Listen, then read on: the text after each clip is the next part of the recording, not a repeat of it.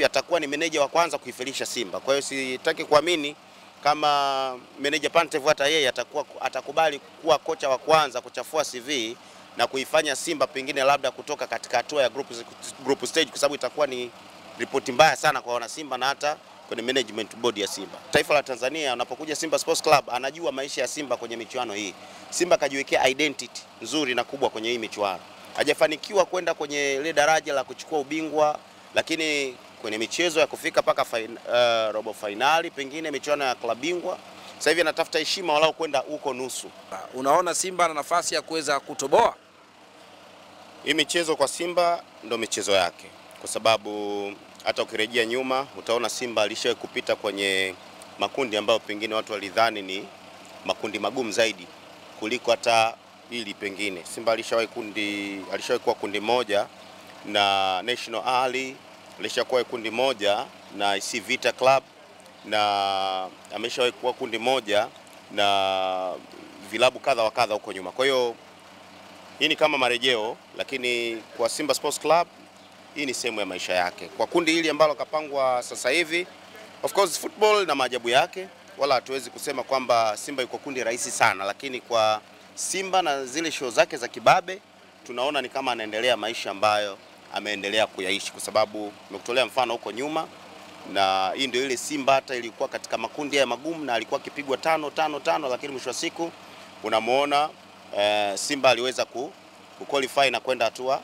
ama round inayofuata. Kwa hiyo hapa kwenye kundi lake kuwepo na timu ya Esperance de Tunis, tunamuona huyu ni giant, lakini ni bingwa pia mara kadhaa, wanacheza hata finali ya michuano hii. Unamuona mwingine ambaye yuko naye katika hili kundi, unamuona FAR Rabat, lakini pia unamuona Stade Malien.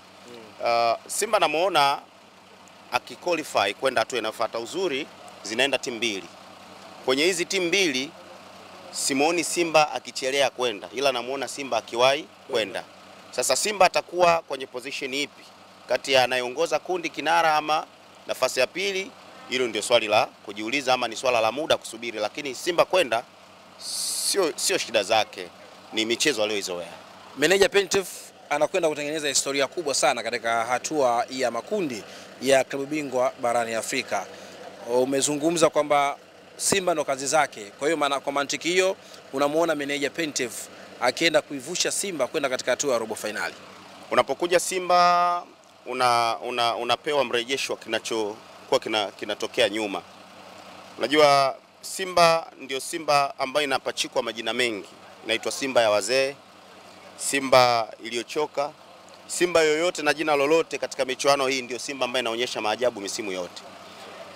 Ni story mbaya kuona Simba imetokea hatua labda ya awali, hatua labda ya group stage, lakini ni story ambayo mashabiki wa Simba hawataki kuisikia, wala haitokuwa furaha kwao wakiona Simba labda pengine inatoka kwenye hizi hatua za awali.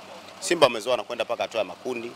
Simba amezoea kutoka hatua za robo, na Simba ya jina lolote, kuna Simba imeitwa ya wazee, kuna Simba imeitwa Simba ya wachovu, Simba sijui imefanya nini, lakini ndio Simba hiyo jina lolote, Simba hiyo inakwenda paka hatua ya robo.